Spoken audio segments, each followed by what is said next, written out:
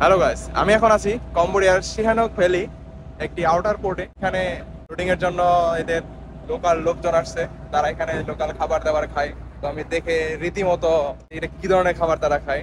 তারা like seriously তারা কাঁচা মাংস খাচ্ছে। এখানে তারা রান্না করে ভাত শুকা দিছে আর কি। তো এগুলো পরবর্তীতে তারা তেল দিয়ে ভেজে তারপর এটা খাওয়া দাওয়া করে তারা। আর আজকের স্পেশাল একটা জিনিস ওনারা বানাইছে, সেটা হচ্ছে এই সাগর থেকে প্রতিদিন মাছ ধরে। আর এই মাছ ধরে প্রতিদিন প্রচুর পরিমাণ মাছ তারা শুকা দেয়, অর্থাৎ শুটকি মাছ বানায়।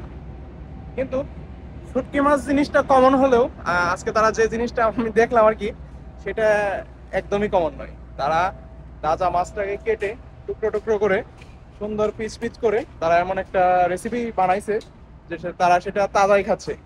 তো সাথে আমাদের আছে হচ্ছে তৌফিক, আমার বন্ধু। সে সেটা ট্রাইও করলো। তো তার কাছ থেকে রিভিউটা অবশ্যই আমি ভিডিওতে অ্যাড করে দেবো যে মাছটা খেতে কিরকম টেস্ট ছিল।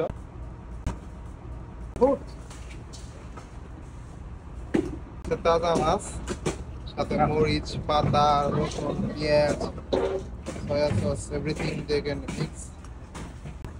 আমার বন্ধু এটা ট্রাই করলো। এটা বন্ধু রিভিউ দেখতে কিরকম। ব্যাপার হচ্ছে খাইলাম তো কাঁচা মাছ, আর কাঁচা মাছের সাথে যে অন্যান্য জিনিস ছিল লেবু টেবু সব মিলে একটা আলাদা রকম ফিল আছে। কিন্তু কাঁচাটা তো কাঁচার মতনই লাগতেছে, ট্রাস্ট।